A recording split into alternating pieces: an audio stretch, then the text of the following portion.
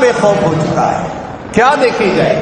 میرے نبی نے فرمایا کہ ان اهون اهل النار عذابا یوم القیامہ، کل قیامت کے دن جس شخص کو سب سے ہلکا عذاب دیا جائے گا، اس کے پاؤں کے تلووں میں صرف 2 انگارے رکھے جائیں گے. وہ انگاروں کی حرارت، تپش اس قدر زیادہ ہوگی، گرمائش اتنی ہوگی، یغلی منہما دماغہ، وہ ہوں گے پاؤں کے نیچے، لیکن دماغ ایسے کھولے گا جیسے چولہے پر رکھی ہوئی ہنڈیاں کھولتی ہے. وہ سمجھے گا کہ آج کے دن سب سے سخت عذاب مجھے دیا جا رہا ہے، حالانکہ یہ سب سے ہلکا عذاب ہو. لیکن میں آج بھی کہتا ہوں دیکھی جائے. اللہ کے رسول صلی اللہ علیہ وسلم نے فرمایا اگر اس بات کا ڈر نہ ہو کہ تم اپنے مردوں کو دفنانا چھوڑ دو گے، لدعوت اللہ ان یسمعکم من عذاب القبر، تو میں اللہ سے دعا کروں کہ تمہیں اللہ عذاب قبر سنوا دے. میں کہتا ہوں کہ دیکھی جائے.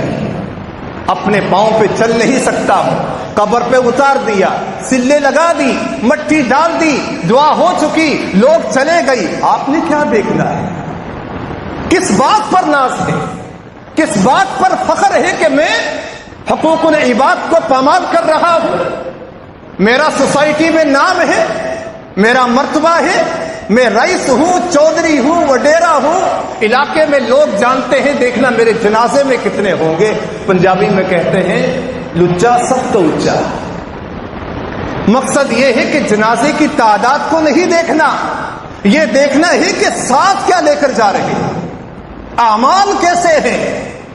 یہ تو یہ تو سلسلہ ہے، دل کے راز کو کوئی نہیں جانتا کہ کس کا دینا تھا کس کا لینا ہے. بعض دفعہ پتہ چل جاتا ہے، لیکن مجھے آج بھی فخر ہے. اللہ اکبر. صحابی رسول، اللہ کی قسم کسی مدرسے سے کوئی عالم فارغ ہوتا ہے، ایک طالب علم عالم بنتا ہے، کتابیں پڑھتا ہے، صحیح ستہ پڑھتا ہے، بخاری مسلم کو پڑھتا ہے، ایسا نہیں ہو سکتا کہ ابو ہریرہ کا نام نہ. احادیث ذکر کی جائیں تو ابو ہریرہ رضی اللہ تعالی عنہ کا نام نہ ہو، ایسا نہیں ہے. اور ہمارے پاس کچھ ہے نہیں، لیکن ہم اپنے آپ کو چیک نہیں کرتے. یہ وہ صحابی ہیں کہ جن کو تقریباً 5,500 کے قریب احادیث یاد ہیں. دوسرے لفظوں میں اللہ کے رسول صلی اللہ علیہ وسلم کی سب سے زیادہ احادیث صحابہ کرام میں سے ابو ہریرہ رضی اللہ تعالی عنہ کو یاد، غالباً 5,374 یا 84. مجھے کتنی یاد ہے؟ مجھے تو صرف اتنا پتا ہے کہ اس کا عیب کیا ہے، اس کے اندر خطا کیا ہے، اس کی برائی کیا ہے، بس میں ان کو لے کر اسے کیش کر رہا ہوتا. کتنی ہسٹری یاد ہے صحابہ کرام کی، کتنا اسلام کے بارے میں جانتے ہیں، کتنا اپنی نماز کے بارے میں جانتے ہیں، حدیثوں کا انبار.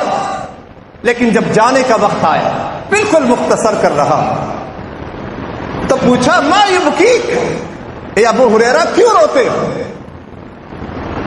مختصر جواب یہ دیا کہ لا ابکی علی دنیاکم ھذہ.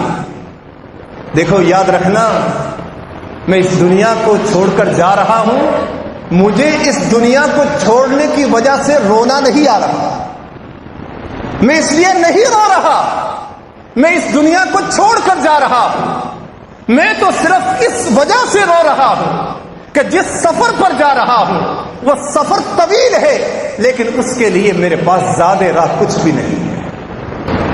جس سفر پر جا رہا ہوں زیادہ راہ کچھ نہیں ہے، سفر طویل ہے، زیادہ راہ کچھ نہیں ہے، اس وجہ سے رو رہا ہوں. مجھے نہیں معلوم کہ میرا ٹھکانہ کیا بنے گا.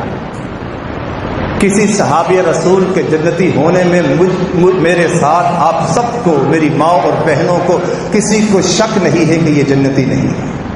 ہر صحابی جنتی.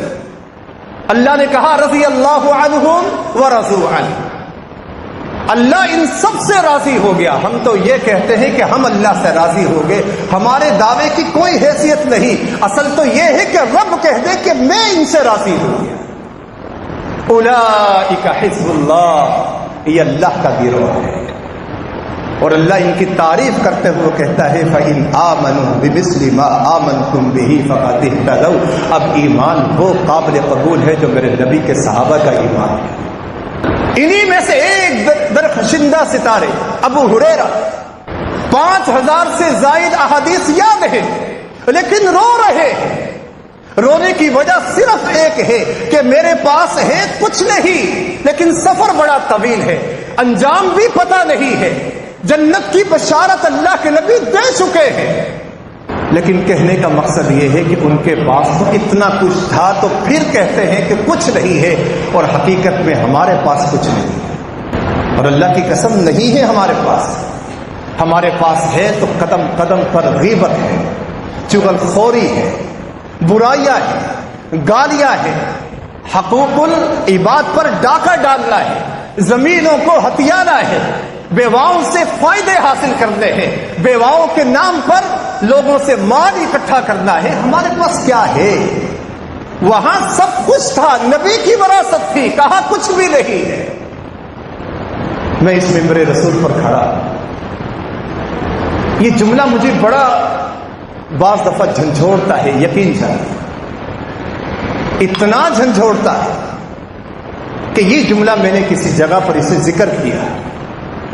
جب میں نے ذکر کیا تو نماز ہو گئی، نماز کے بعد ایک بزرگ، فل داڑھی ہے، سفید بال ہے، آنکھوں سے آنسو نکل رہے ہیں، وہ پنجابی میں آ کے مجھ سے سوال کرتے ہیں حافظ صاحب اے دسو ابو ہریرہ نے کی آکھیا سی۔